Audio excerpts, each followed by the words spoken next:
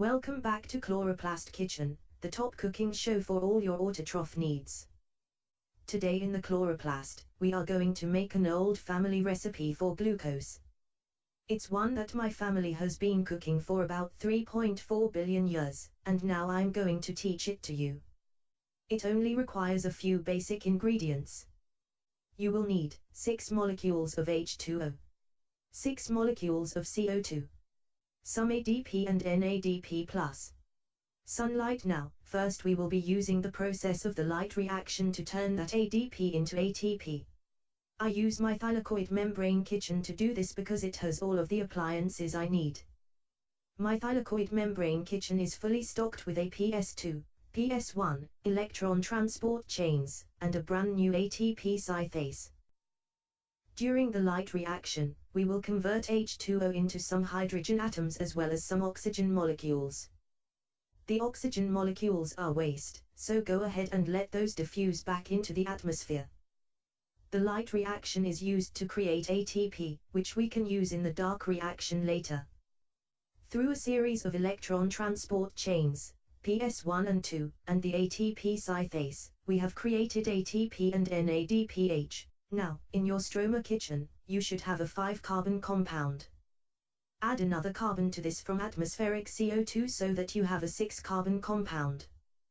By breaking this compound and rearranging it with ATP, you will create Ag3P.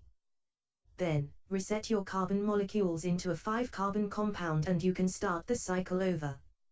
In total, you will need to use of 9 molecules of ATP and 6 NADPH for each spin of the Calvin cycle.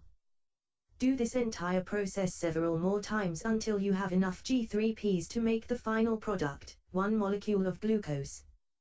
So in review, using the light reaction and the dark reaction, we are able to turn 6O2, 6H2O and a little energy from the sun into C6H12O6, or glucose.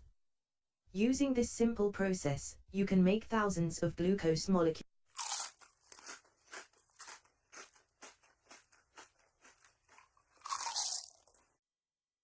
Oh, sorry, just enjoying a nice snack. Welcome to Cooking with Cal, the #1 show for heterotroph recipes. Today I am going to show you how to turn glucose and oxygen into pure energy. Well, and poisonous gas and water, but mostly pure energy in the form of 36 ATP. All you will need for today's recipe is glucose and oxygen. You can get glucose by eating anything that contains glucose, ice cream, apples, hay, anything so long as it contains glucose. Thanks to our plant friends, oxygen is abundant in the air around us. Just inhale 6 molecules of O2 and we are ready to start. The recipe we will be using today has 3 steps: glycolysis, the Krebs cycle, and the electron transport chain.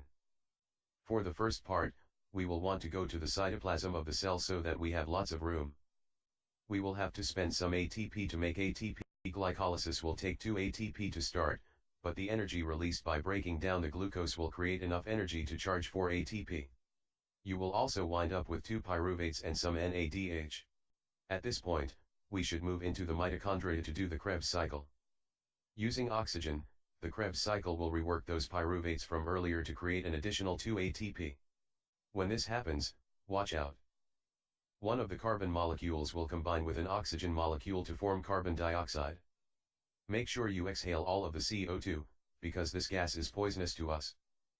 There will be some other energy released in the form of more NADH. In the Krebs cycle, some citric acid will also be produced, then reverted back to the original state so that the Krebs cycle can start again. As the citric acid is changed back to start the Krebs cycle again, it releases a small amount of energy. This energy is stored in more NADH as well as some FADH2. For every molecule of glucose broken down, the Krebs cycle produces 6 NADH and 2 FADH2. This is what we need for the final step in our process.